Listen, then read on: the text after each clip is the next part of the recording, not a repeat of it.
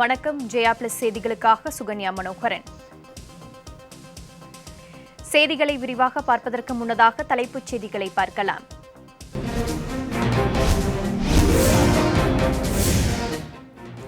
இந்திய விமானப்படையின் 88வது ஆண்டு விழாவில் சாகசங்கள் புரிந்த ரஃபேல் போர் விமானங்கள், Mi-35 ரக போர் விமானங்கள் மற்றும் அப்பாச்சி ரக ஹெலிகாப்டர்களும் சாகசம்.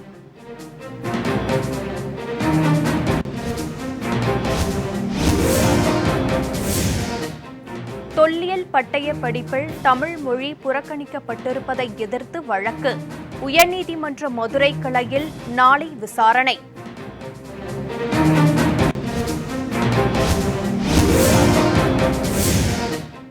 அரசியல் கட்சியினர் அதிகமாக கூட்டம் கூட்டினால் கொரோனா தொற்று பரவல் தடுப்புச் சட்டத்தின் கீழ் நடவடிக்கை, சென்னை மாநகராட்சி ஆணையர் எச்சரிக்கை.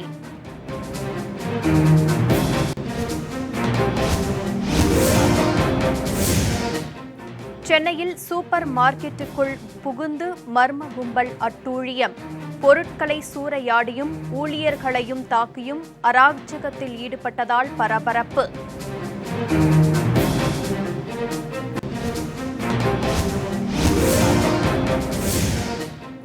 இரண்டாம் குத்து என்ற திரைப்பட விளம்பரத்தை பார்க்கவே கண்கள் கூசியதாக இயக்குநர் பாரதி ராஜா வேதனை. சமூக சீர்கேடுகள் கொண்ட திரைப்படத்தை அரங்கேற்ற வேண்டாம் என்றும் வேண்டுகோள்.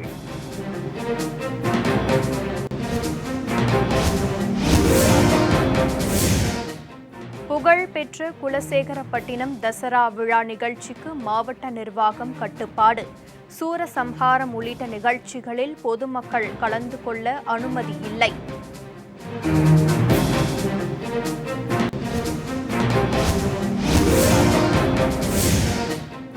தமிழகத்தில் சேலம், மதுரை உட்பட 12 மாவட்டங்களில் மழை பெய்ய வாய்ப்பு, வானிலை மையம் தகவல்.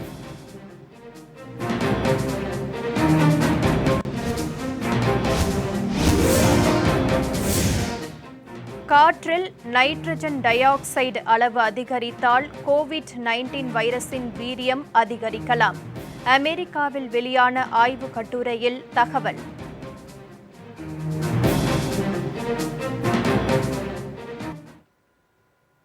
இனி விரிவான செய்திகளை பார்க்கலாம். உத்தரப்பிரதேச மாநிலத்தில் நடைபெற்ற இந்திய விமானப்படையின் 88வது ஆண்டு தின கொண்டாட்டத்தின் போது ரஃபேல் போர் விமானங்கள் பல்வேறு சாகசங்கள் புரிந்ததை பலரும் ஆர்வமுடன் கண்டு களித்தனர். இந்திய விமானப்படையின் 88வது ஆண்டு தினம் இன்று கொண்டாடப்படுகிறது. உத்தரப்பிரதேச மாநிலம் காசியாபாத்தில் உள்ள ஹிண்டான் விமானப்படை தளத்தில் இதையொட்டி இன்று நடைபெற்ற நிகழ்ச்சியில் விமானப்படை வீரர்கள் பங்கேற்று கண்கவர் அணிவகுப்பில் ஈடுபட்டனர். அதனைத் தொடர்ந்து அண்மையில் நமது விமானப்படையில் சேர்க்கப்பட்ட அதிநவீன ரஃபேல் போர் விமானங்கள் வானில் வட்டமடித்து பல்வேறு சாகசங்களை புரிந்தன. அதிநவீன தொழில்நுட்பத்துடன் கூடிய இந்த போர் விமானங்களின் சாகசம் பார்வையாளர்களை மெய்சிலிர்க்க வைத்தது.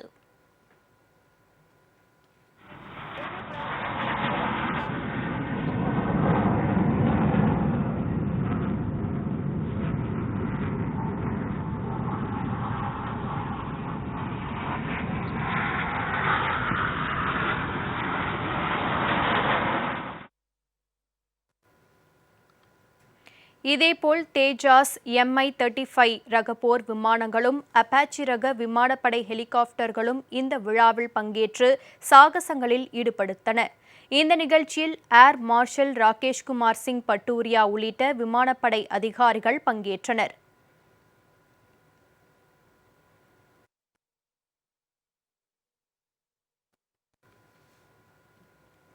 கொரோனா விழிப்புணர்வு பிரச்சார இயக்கத்தை ட்விட்டரில் தொடங்கி வைத்த பிரதமர் திரு நரேந்திர மோடி, அனைவரும் ஒன்றாக இணைந்து கொரோனாவை வெல்வோம் என குறிப்பிட்டுள்ளார். நாட்டில் கொரோனா பரவலை தடுக்க பல நடவடிக்கைகள் எடுக்கப்பட்டு வருவதோடு கொரோனாவை கண்டறியும் சோதனைகளும் அதிகரிக்கப்பட்டுள்ளன. எனினும் கொரோனா பரவல் குறையவில்லை.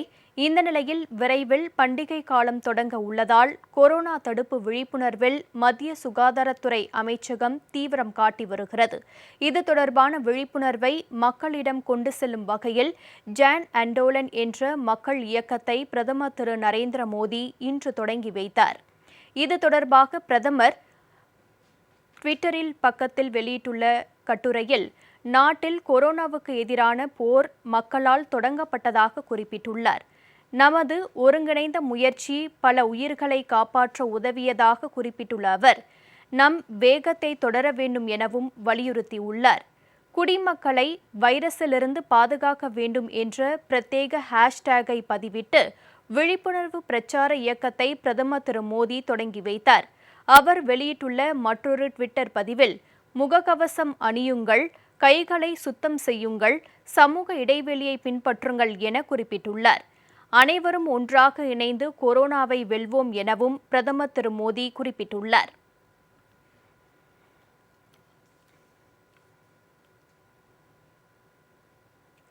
காற்றில் நைட்ரஜன் டை ஆக்சைடு அளவு அதிகரித்தால் கோவிட்-19 வைரஸின் வீரியம் அதிகரிக்கலாம் என அமெரிக்காவில் வெளியான ஆய்வுக் கட்டுரை ஒன்றில் தெரிவிக்கப்பட்டுள்ளது.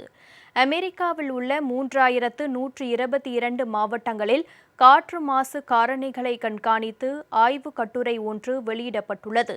முக்கிய காற்று மாசு காரணிகளான நைட்ரஜன் டை ஆக்சைடு, ஓசான் ஆகியவை கண்காணிக்கப்பட்டன.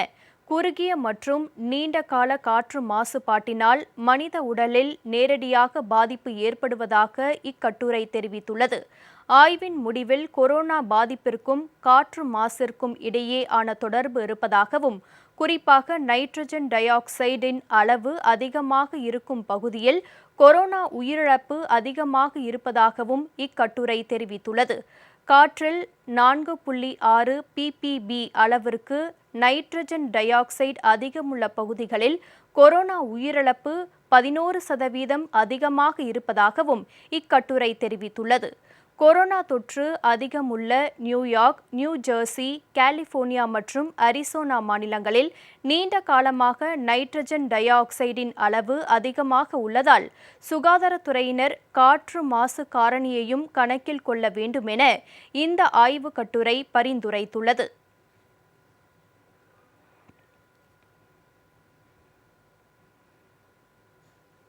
சமூக சீர்கேடுகள் செய்யும் திரைப்படத்தை அரங்கேற்ற வேண்டாம் என இயக்குநர் திரு பாரதி ராஜா கேட்டுக் கொண்டுள்ளார். இதுகுறித்து திரு பாரதி ராஜா வெளியிட்டுள்ள அறிக்கையில், வாழ்க்கை முறையை சினிமாவில் சொல்லலாம், தவறில்லை. சிலவற்றை இலைமறை காய்மறையாக பேசலாம். ஆனால் அப்பட்டமாக காட்சிகளை அமைப்பது எந்த விதத்தில் சரியானது என கேள்வி எழுப்பியுள்ளார். கலைநயத்தோடு செய்யப்படும் எந்த படைப்பையும் ஆழ விழுது ரசிப்பவன் தான் என்றும், ஆனால் 2ஆம் குத்து என்ற படத்தின் விளம்பரத்தை தனது கண்களால் பார்க்கவே கூசியதாகவும் வேதனையை வெளிப்படுத்தியுள்ளார். இத்தமிழ்நாட்டில் உள்ள எத்தனை நல்ல குடும்பங்கள் இதை பார்க்க கூசியிருக்கும், எத்தனை வளர் இளம் பருவத்தினரிடையே கசடை துப்பி வைத்திருக்கும். கல்வியை போதிக்கிற இடத்தில் காமத்தை போதிக்கவா முன்வந்தோம்? இப்படி திரைப்படங்கள் எடுப்பவர்கள் வீட்டில் பெண்கள் இல்லையா? அவர்கள் இதை கண்டிக்க மாட்டார்களா? அவர்கள் கண்டிப்பார்களோ இல்லையோ, நான் இங்கிருக்கும் மூத்தவர்களில் ஒருவன் என்ற முறையில் கண்டிப்பேன் என பாரதி ராஜா தெரிவித்துள்ளார். இப்படியொரு ஆபாசம் தமிழ் திரையுலகிற்கு ஆகாது என்றும், இதற்கெல்லாம் கிடுக்குப்பிடி வேண்டும் எனவும் அரசையும் சென்சார் போர்டையும் வலியுறுத்தியதாகவும் திரு பாரதி ராஜா கேட்டுக்கொண்டுள்ளார்.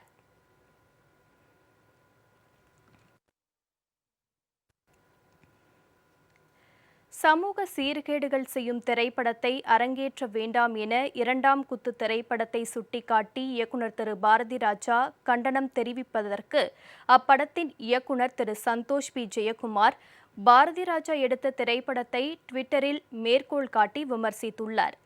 2ஆம் குத்து என்ற படத்தின் விளம்பரத்தை தனது கண்களால் பார்க்கவே கூசியதாக இயக்குநர் திரு பாரதி ராஜா தனது வேதனையை வெளிப்படுத்தி அறிக்கை வெளியிட்டிருந்தார். இதற்கு பதில் அளித்துள்ள 2ஆம் குத்து திரைப்பட இயக்குநர் திரு சந்தோஷ் பி ஜெயக்குமார், திரு பாரதி ராஜா கடந்த 1981ஆம் ஆண்டு இயக்கிய டிக் டிக் டிக் திரைப்படத்தின் ஒரு ஸ்டில்லை வெளியிட்டு, இதை பார்த்தா கூசாதா கண்ணு, இப்போ கூசியிருக்கணும் இப்பி கேள்வி எழுப்பியுள்ளார்.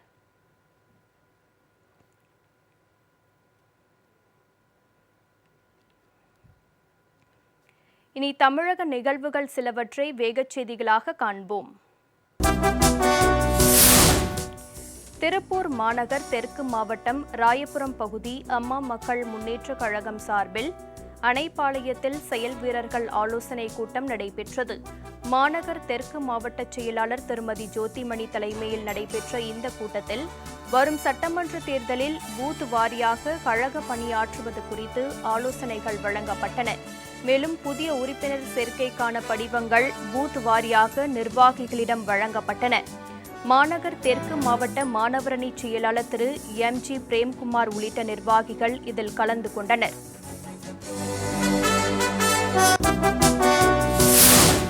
கடலூர் மாவட்டத்தில் இன்று ஒரே நாளில் 138 பேருக்கு கொரோனா தொற்று உறுதி செய்யப்பட்டுள்ளது.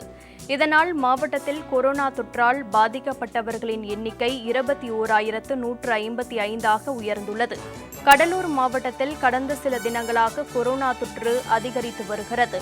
தொற்றால் பாதிக்கப்பட்ட 994 பேர் சிகிச்சை பெற்று வருகின்றனர். கொரோனாவால் உயிரிழந்தவர்களின் எண்ணிக்கை 241 உயர்ந்துள்ளது.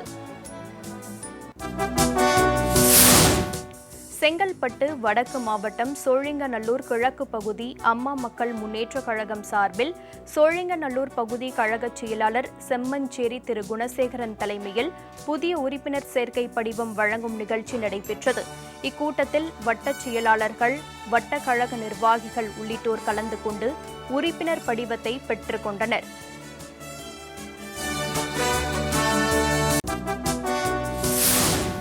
நூறு நாள் வேலை திட்டம், தொகுப்பு வீடு உள்ளிட்ட திட்டங்களில் நடந்த முறைகேடுகள் மீது நடவடிக்கை எடுக்க கோரிய வழக்கில் தமிழக அரசு பதிலளிக்க சென்னை உயர்நீதிமன்றம் உத்தரவிட்டுள்ளது. திருவள்ளூர் மாவட்டம் கும்மிடிப்பூண்டி பேரூராட்சி சானாபுத்தூர் கிராமத்தில் தொகுப்பு வீடு, கச்சா வீடு, கழிவறைகள் கட்டுவதிலும் மிகப்பெரிய அளவில் மோசடிகள் நடந்துள்ளதாக கூறி வழக்கு தொடரப்பட்டது. மனுவை விசாரித்த நீதிபதிகள் திரு சத்யநாராயணன், ஹேமலதா ஆகியோர் கொண்ட அமர்வு பஞ்சாயத்து மற்றும் கிராம வளர்ச்சித்துறை செயலாளர், திருவள்ளூர் ஆட்சியர் உள்ளிட்டோர் பதிலளிக்க உத்தரவிட்டு விசாரணையை 4 வாரங்களுக்கு தள்ளி வைத்தது.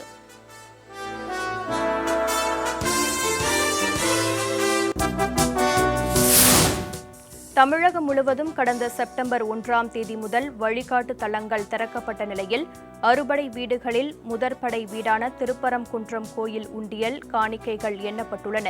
16,33,477 ரூபாய் ரொக்கம், 38 சவரன் தங்கம், 780 கிராம் வெள்ளி ஆகியவை பக்தர்களால் காணிக்கையாக செலுத்தப்பட்டுள்ளன. அறநிலையத்துறை அதிகாரிகள் முன்னிலையில் நடைபெற்ற இந்த உண்டியல் எண்ணும் பணி சிசிடிவி மூலம் கண்காணிக்கப்பட்டது.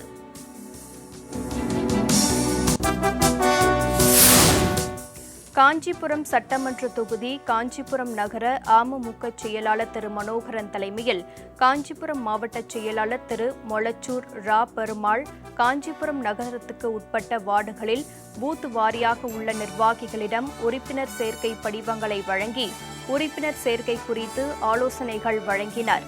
மாவட்ட துணைச் செயலாளர் திரு எல். ராஜேந்திரன், மாவட்ட பொறியாளர் அணி செயலாளர் திரு டி. மோகன்ராஜ் உள்ளிட்ட நிர்வாகிகள் இதில் கலந்து கொண்டனர்.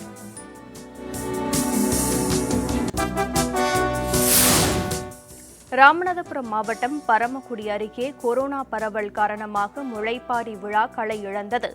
பாம்பூர் கிராமத்தில் ஆண்டுதோறும் மழை வேண்டி ஆடி மாதத்தில் முளைப்பாரி நடத்துவது வழக்கம். கொரோனா பரவல் காரணமாக இந்த திருவிழா கடந்த மாதம் 27 தொடங்கப்பட்டது.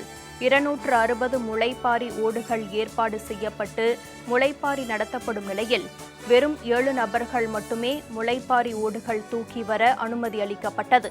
இதில் 100க்கும் குறைவான நபர்கள் மட்டுமே கலந்து கொண்டனர்.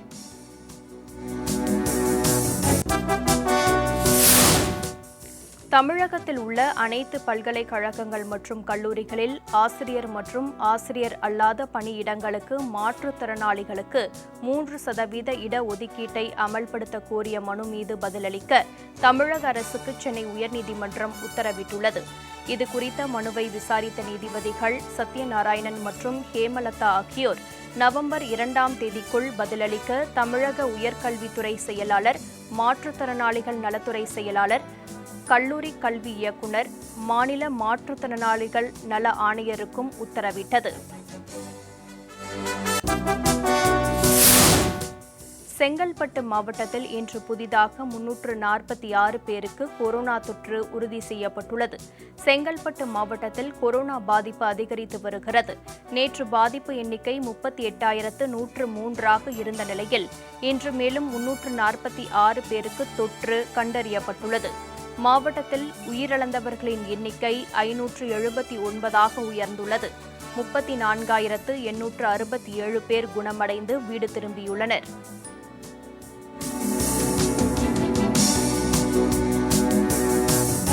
உத்தரப்பிரதேசத்தில் பாலியல் வன்கொடுமையால் உயிரிழந்த பெண்ணிற்கு நீதி வேண்டியும் அம்மாநில அரசை கண்டித்தும் பாப்புலர் ஃப்ரண்ட் ஆஃப் இந்தியா சார்பில் நாடு முழுவதும் நாளை கண்டன ஆர்ப்பாட்டம் நடைபெறும் என அவ்வமைப்பின் தமிழ் மாநில தலைவர் முகமது திரு ஷேக் அன்சாரி குறிப்பிட்டுள்ளார். சென்னையில் செய்தியாளர்களிடம் பேசும்போது இதனை தெரிவித்தார்.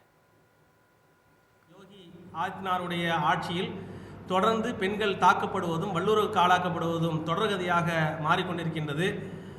இதற்கு எதிராக அனைத்து இயக்கங்களும் அரசியல் கட்சி தலைவர்களும் ஜனநாயக சக்திகளும் போராடி கொண்டிருக்கின்றார்கள். உத்தரப்பிரதேசத்துடைய இந்த போக்கை கண்டித்து நாடு முழுவதும் பாப்புலர் ஃப்ரண்டுடைய சார்பாக நாளைய தினம் ஆர்ப்பாட்டத்தை நாங்கள் முன்வைத்திருக்கின்றோம்.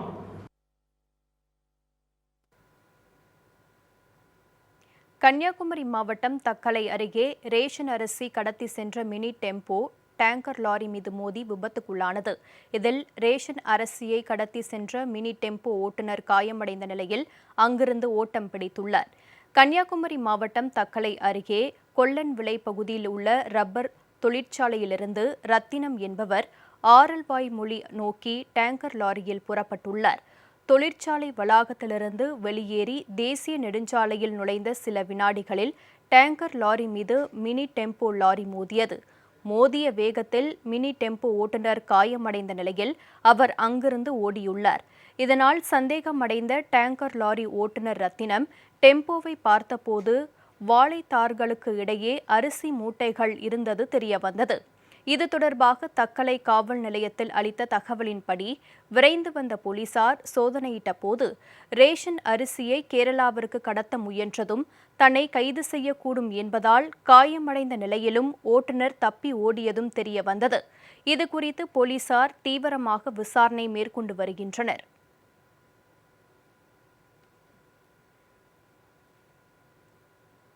அரியர் தேர்வு விவகாரத்தில் மாணாக்கர்களின் நலனை கருத்தில் கொண்டு உயர்நீதிமன்றம் விரைந்து முடிவினை எடுக்க வேண்டும் என கல்வியாளர்கள் கோரிக்கை விடுத்துள்ளனர். அடுத்த கட்டத்தை நோக்கி நகர வேண்டிய நிலையில் மிகப்பெரிய மன அழுத்தம் ஏற்பட்டுள்ளதாக மாணவர்கள் கூறுகின்றனர். ஒரு 12-20 அரியர்ஸ் வச்சுட்டு அப்படியே பாஸ் பண்ணுறது கண்டிப்பாக ஒரு கேள்விக்குறி ஆகிடும் பின்னாடி வர ஸ்டூடெண்ட்டுக்கு. அப்போ நல்லா படிக்கிற பையனுக்கும் ஒன்றுமே இல்லாத அரியர்ஸ் வச்ச பையனும் பாஸ் பண்ணும்போது கண்டிப்பாக இதை ஒரு சமுதாயத்தில் ஒரு நல்லதுன்னு சொல்ல முடியாது. அப்போது நம்ம ஒரு அன்எம்ப்ளாயபிள் கிராஜுவேட்ஸ் நிறைய ஏற்படுத்துகிறோம். அன்எம்ப்ளாயபிள் கிராஜுவேட்ஸ் நிறைய இருக்கும்போது கண்டிப்பாக நாட்டினுடைய ஒரு எதிர்காலம், பொருளாதார எதிர்காலம் இல்லை மற்றதுக்கும் பாதிப்பு ஏற்படுறதுக்கு வாய்ப்பு இருக்குது. மாணவனுடைய எதிர்காலத்தை நோக்கி இருக்கிறதுனால கோர்ட் இந்த விஷயத்தை இன்னும் தீவிரமாக ஆய்வு செய்து எது சாதகமாக எது பாதகம் இதெல்லாம் நல்ல நிர்ணயம் பண்ணி ஒரு நல்ல முடிவு சீக்கிரமாக சொன்னாங்கன்னா நல்லா இருக்கும் அப்படின்னு நாங்கள் எதிர்பார்க்குறோம். ஒரு மிகப்பெரிய குழப்ப சூழலுக்கு தமிழக அரசாங்கத்தை ஏஐசிடியும் அண்ணா பல்கலைக்கழகம் போன்ற அமைப்புகள் தள்ளுது அப்படின்றது தான் நாம் சொல்ல வேண்டியிருக்குது. மாணவர்கள் கடுமையான மன உளைச்சலில் இருக்காங்க, மிகப்பெரிய குழப்பத்தில் இருக்காங்க. ஏன்னா எதிர்கால கனவுகளை நோக்கி நகரக்கூடிய மாணவர்கள், இறுதி ஆண்டு தேர்வு எழுதியிருக்கக்கூடிய மாணவர்களும் சரி, அதே போன்று அரியர் தேர்வுகளை எழுதிவிட்டு அந்த விடைத்தாள்களுக்காகவும் அந்த விடைகள் தேர்வினுடைய முடிவுகளை வைத்து கொண்டும் தங்களுடைய எதிர்காலத்தை ஒரு கனவு கண்டு கொண்டிருக்கக்கூடிய மாணவர்களாக இருக்கக்கூடிய சூழலில் இது அந்த ஒட்டுமொத்த மாணவர்களுடைய கனவுகளை தடுத்து நிப்பாட்டக்கூடிய ஏற்பாடாக தான் நாம் பார்க்குறோம் அப்படின்றது தான்.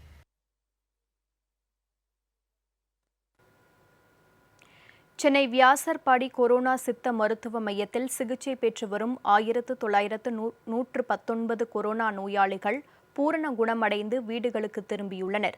சென்னையில் கொரோனா தொற்றால் பாதிக்கப்பட்டுள்ள நோயாளிகளுக்கு சென்னை மாநகராட்சி சார்பில் வியாசர்பாடியில் உள்ள அம்பேத்கர் அரசு கலைக்கல்லூரியில் சித்த மருத்துவ சிகிச்சை மையம் சார்பில் சிகிச்சை அளிக்கப்பட்டு வருகிறது. இதுவரை 1919 பேர் பூரண குணமடைந்து வீடுகளுக்கு திரும்பியுள்ளனர். 91 ஆண்கள், 34 பெண்கள், ஒரு குழந்தை உட்பட 126 பேருக்கு தற்போது சிகிச்சை அளிக்கப்பட்டு வருகிறது. அரியலூர் மாவட்டம் ஜெயங்கொண்டம் அருகே முதலை ஒன்று கிராமத்திற்குள் புகுந்து 3 மாதங்கள் ஆகியும் வனத்துறை நடவடிக்கை எடுக்காததால் பொதுமக்களே இரவு நேரங்களில் கிராமத்தை பாதுகாக்கும் பணியில் ஈடுபட்டு வருகின்றனர். அரியலூர் மாவட்டம் ஜெயங்கொண்டம் அருகே உள்ள உட்கோட்டை கிராமத்தில் பேருந்து நிறுத்தம் அருகே உள்ள விளாங்குளம் ஏரியில் கடந்த 3 மாதத்திற்கு முன்பு முதலை இருப்பதை சிலர் பார்த்துள்ளனர். இந்த ஏரியை விவசாயிகள் பயன்படுத்தி வந்த நிலையில் முதலையை பார்த்த பிறகு ஏரியில் எச்சரிக்கை பலகை வைத்துள்ளனர். இந்த நிலையில் 2 தினங்களுக்கு முன்பு மீண்டும் முதலையை பொதுமக்கள் கண்டு அச்சமடைந்துள்ளனர். முதலை குளத்தின் மேல் பகுதியிலிருந்து குளத்திற்குள் இறங்கும் வீடியோவும் தற்போது வைரலாகி வருகிறது. 3 மாதமாக வனத்துறையினருக்கு தகவல் அளித்தும் நடவடிக்கை எடுக்காததால் தற்போது பொதுமக்கள் ஒன்றிணைந்து இரவு நேரத்தில் தங்கள் கிராமத்தை பாதுகாக்கும் பணியில் ஈடுபட்டு வருகின்றனர். காலங்களுக்கு முன்பு பெய்த மழையால் விளாங்குழிக்கு முதலை வந்து தங்கியிருப்பதால் மக்கள் குளிப்பதற்கும் ஆடு மாடு குளிப்பாட்டுவதற்கும் அச்சுறுத்தலாக இருப்பதாக இரவு நேரங்களில் இறங்கி குளிப்பதற்கும் குழந்தைகள் இறங்குவதற்கும் பயமாக இருப்பதாக அதற்கு உரிய அதிகாரிகள் அந்த முதலையை பிடித்து ஆற்றங்கரையில் கொண்டு போய் விடுமாறு கோட்டை ஊராட்சி கிராம மக்கள் சார்பாக கேட்டுக்கொள்கிறோம். விரைவில் வடசென்னை 2 திரைப்படம் வரும் என்றும் அதற்கான கதையை எழுதி கொண்டிருப்பதாகவும் இயக்குநர் வெற்றிமாறன் தெரிவித்துள்ளார். சென்னை புதுவண்ணாரப்பேட்டை செரியன் நகர் பகுதியில் மனிதம் பழகு என்ற அமைப்பின் அலுவலகத்தை திறந்து வைத்த அவர் பின்னர் செய்தியாளர்களிடம் இதனை தெரிவித்தார். நம்மளால் முடிஞ்ச உதவியை நம்மளை சுற்றி இருக்கவங்களுக்கு நம்ம பண்ணுறது தான். ஒவ்வொருத்தரும் இது போன்ற உதவிகளை பண்ணுறது தான் சமூகமாக நம்ம மேம்படுறதுக்கான முதல் படின்னு நினைக்கிறேன் நான். அந்த விதத்தில் இவங்க மனிதம் பழகுன்னு ஒரு அமைப்பு ஆரம்பித்து அதன் மூலமாக செயல்பட்டுக்கிட்டு இருக்கிறது எனக்கு மகிழ்ச்சியை கொடுக்குது.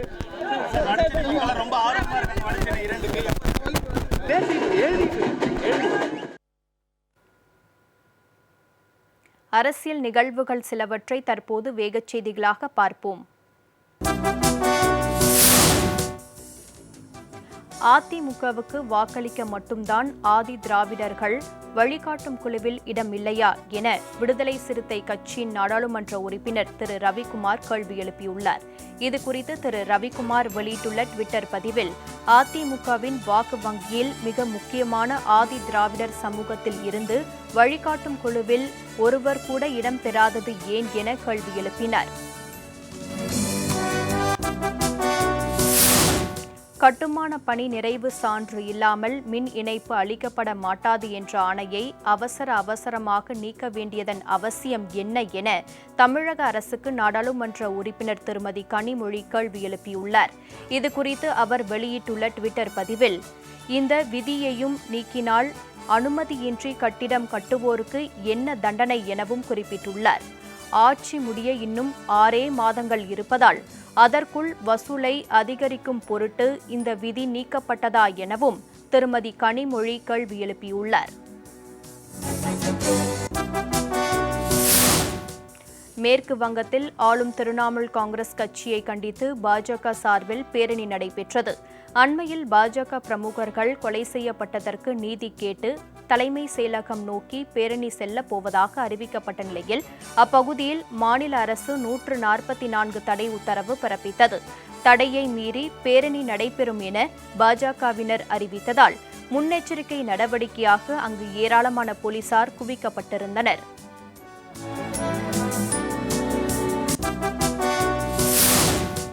பாதிக்கப்பட்ட ஒரு பெண்ணை இழிவுபடுத்தும் வகையில் கதைகளை உருவாக்குவதும் பெண்ணுக்கு நடைபெறும் அநீதிக்கு பெண்ணையே பொறுப்பேற்க செய்வதும் பிற்போக்குத்தனமானது என காங்கிரஸ் பொதுச் செயலாளர் திருமதி பிரியங்கா காந்தி தெரிவித்துள்ளார்.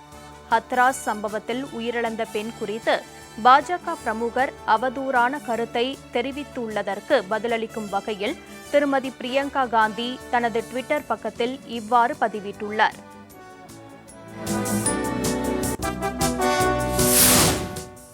நடிகை ரியா சக்கரபோர்த்திக்கு மும்பை உயர்நீதிமன்றம் ஜாமீன் வழங்கிய அதே தினத்தில் போராடும் உரிமையை கட்டுப்படுத்தும் தீர்ப்பை உச்சநீதிமன்றம் வழங்கியுள்ளது வேதனை அளிப்பதாக மூத்த வழக்கறிஞர் திரு பிரசாந்த் பூஷன் கருத்து தெரிவித்துள்ளார்.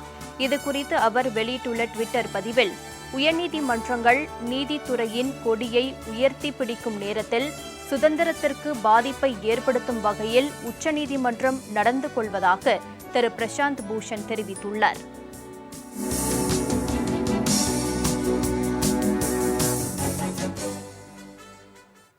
புதுச்சேரியில் இன்று பள்ளிகள் திறக்கப்பட்டு 10 மற்றும் 12ஆம் வகுப்பு மாணவர்களுக்கு சந்தேகம் தீர்ப்பு வகுப்புகள் தொடங்கியுள்ளன. கொரோனா அச்சத்தால் குறைந்த அளவிலான மாணவர்களே வருகை தந்தனர். புதுச்சேரியில் 5ஆம் கட்ட ஊரடங்கு தளர்வு அறிவிக்கப்பட்ட பின்பு 5ஆம் தேதி முதல் பள்ளிகளை திறக்க மாவட்ட நிர்வாகம் அனுமதியளித்தது. கடந்த 5ஆம் தேதி பள்ளிகள் திறக்கப்பட்டு மாணவர்கள் வருகைக்கான ஏற்பாடுகள் செய்யப்பட்டன. இன்று முதல் சந்தேகம் தீர்க்கும் வகுப்புகள் தொடங்கப்பட்டுள்ளன.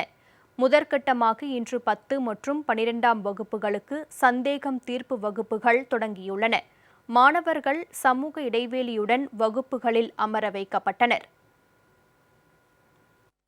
இவ்வளோ நாள் வீட்டில் இருந்தது, 7 மாதமாக வீட்டில் இருந்தது, ரொம்ப படிக்க முடியாமல் ரொம்ப கஷ்டமாக இருந்தது. இப்போ ஸ்கூலுக்கு வந்து டவுட்லாம் கிளியர் பண்ண சொன்னோடனே ஸ்கூலுக்கு வந்து படிக்கிறோன்னே எல்லாம் ஞாபகம் வர மாதிரி, டவுட்லாம் வந்து கேட்டுக்கணும், ஈஸியாக இருக்க மாரி இருக்கும். வீட்லேயே ஆன்லைன் கிளாஸில் படிக்க முடியல. சார்லாம் பார்த்து டவுட் கேட்டால் தான் கொஞ்சம் ஃப்ரீயாக இருக்கிற மாதிரி இருக்குது. ஸ்கூலுக்கு வரோம், கொஞ்சம் ஃப்ரீயாக படிக்கிற மாதிரி தோணும். ஸ்கூல் என்ட்ரன்ஸ்லேயே டெம்பரேச்சர் செக் பண்ணாங்க, சானிடைசர் கொடுத்தாங்க, கை கழுவி சொல்லி ஸ்கூலில் உள்ளே போயிட்டு உட்கார சொன்னாங்க, சோஷியல் டிஸ்டன்ஸ்லாம் மெயின்டைன் பண்ண சொல்லி. இப்போ வந்து எங்களுக்கு இப்போ ஒரு 7 மந்த்தாக வந்து ஸ்கூல் ஓப்பன் பண்ணாமல் வீட்டிலே ஆன்லைன் கிளாஸ் நான் அட்டன் பண்ணாலும் எனக்கு அந்த ஒரு எப்படி ஒரு டீச்சர்ஸ் கிட்ட ஒரு நேராக பார்த்து பேசி அந்த பசங்கிட்ட டவுட்லாம் கிளியர் பண்ணி அந்த ஒரு ஃபீல் எனக்கு இல்லாமல் இருந்துச்சு. ஆன்லைன் கிளாஸ் அட்டன் பண்ணாலும் சிலது புரிஞ்சு சிலது புரியாத மாதிரி இருந்தது. இப்போ ஸ்கூல் ஓப்பன் பண்ணது சொன்னோடனே எனக்கு ஹாப்பியாக இருந்தது. இருந்தாலும் சில பேர் வீட்டில் வந்து கொரோனா டைமில் எப்படி நீங்கள் ஸ்கூலுக்கு போவீங்க கேட்டாலும் நாங்கள் வந்து பேரண்ட்ஸ் கிட்ட இந்த மாதிரி நாங்கள் ஸ்கூலுக்கு போகிறோம், சேஃபாக போய் சேஃபாக வருவோம், ஸ்கூல்லேயும் எல்லாமே பண்ணுவாங்க அப்படின்னு சொல்லி வந்தோம். வந்ததுக்கப்புறம் பேரண்ட்ஸ் கிட்ட லெட்டரில் சைன் வாங்கிட்டு வந்து அப்புறம் சார்கிட்ட கொடுத்தோம். உள்ள என்ட்ரன்ஸில் வந்து டெம்பரேச்சர் செக் பண்ணாங்க, அப்புறம் சானிடைசர் கொடுத்தாங்க. சானிடைசர் கொடுத்து எங்களுக்கு ஹேண்ட் வாஷ் பண்ணி ரொம்ப சேஃபாக இருக்கணும் அப்படின்னு சொன்னாங்க. அதான் என் பையனுக்கு வந்து ஆன்லைன் கிளாஸில் வந்து சரியாக புரிய மாட்டேங்குன்றாப்புல. ஆனால் கிளாஸு வச்சா சரி அதுக்கு ஒரு இம்ப்ரூவ்மெண்ட் இருக்கும். இந்த கொரோனா பீரியட்னால நாங்கள் அனுப்புறதுக்கும் யோசனை பண்ணோம். ஆனால் பசங்களோட எதிர்காலம் அதுவும் வேறு கிளாஸாக இருந்தால் பரவாயில்ல, இது 10th இதை வச்சு தான் அடுத்தது மார்க்கு இம்ப்ரூவ்மெண்ட் ஆகிறது, அடுத்த ஸ்டேஜுக்கு போகிறதெல்லாம். அதான் இந்த கொரோனா சேஃப்டியாக இருக்கணும், சேஃப்டியாக வச்சுக்கணும் தான் நாங்கள் அனுப்புகிறோம். அதனால் எந்த பிரச்சனையும் எங்களுக்கு அதாவது லெட்டர் மூலமாக கொடுத்துருக்கோம். இதுமாரி நாங்கள் அனுப்புறதை எங்களோட முழு மனசோட தான் ஒத்துழைச்சிருக்கோம். அதே ஸ்கூல்லையும் வாத்தியாருங்க ஹெட்மாஸ்டர்லாம் ஒத்துழைச்சி மாணவர்களுக்கு என்னென்ன சேஃப்டி பண்ணணுமோ பண்ணாங்கன்னா சந்தோஷமாக இருக்கும், பசங்களுக்கு எந்த பாதிப்பும் இருக்காது.